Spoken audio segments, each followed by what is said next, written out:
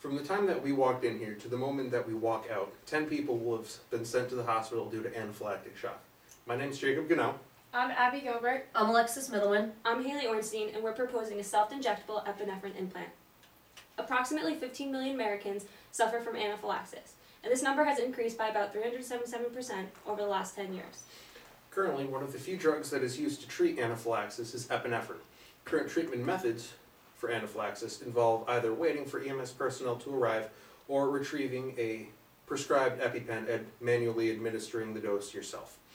However, both of these treatment options involve time, some of which, in the cases of severe anaphylaxis, the patient does not have. Due to the clinical need that was just described here, we are proposing the following approach. Our device is an automatic auto-injector of epinephrine that will be implanted at the inner part of a patient's arm. It has a bimimetic superhydrophobic coating that will reduce the amount of proteins that are able to adhere to the surface of our device.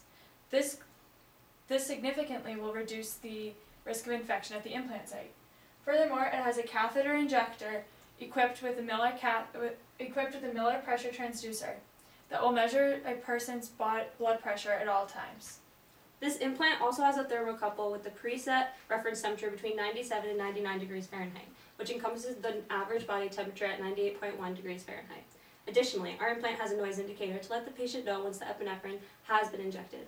Lastly, it has an electronic microsensor technology which is always measuring the blood histamine levels.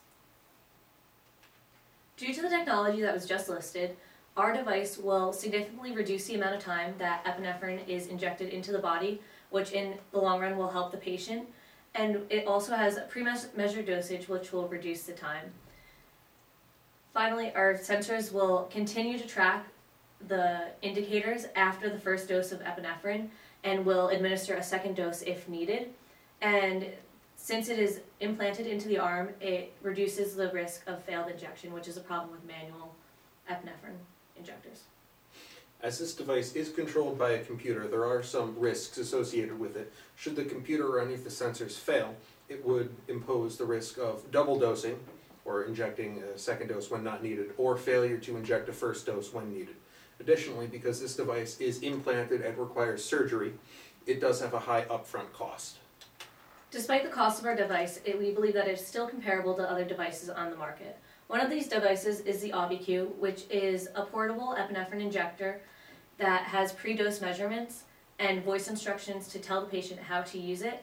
The downfall of this device is that it's very expensive at the price of $4,000, and sometimes it administers the wrong dose of epinephrine.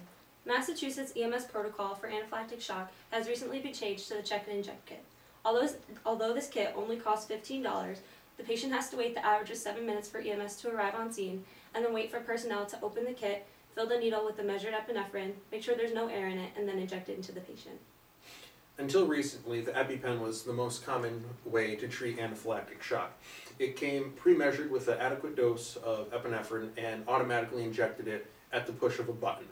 However, 16% of people who have an epinephrine auto-injector still do not know how to correctly operate it and end up stabbing themselves in the thumb and failing to inject the proper dose of epinephrine. The device seen here is called the AbbeySense. The AbbeySense was a device recently developed by the Harvard Weiss Institute and is still in the testing phase, meaning that it currently has no consumers and is not on the market. This device measures blood histamine levels at all times, similar to our device. However, this device must be worn on the outside of the body at all times, leaving the patient with a bulky, uncomfortable addition to their person. Despite the current competition, we feel that our device is far superior. Given the growing market of epinephrine injectors, and given that the auto-injector market is expected to reach $2.4 billion by 2024, we feel that now is the perfect time to implement our device, and we feel that it will better the lives of many people suffering from anaphylaxis. Thank you for your time. Are there any questions?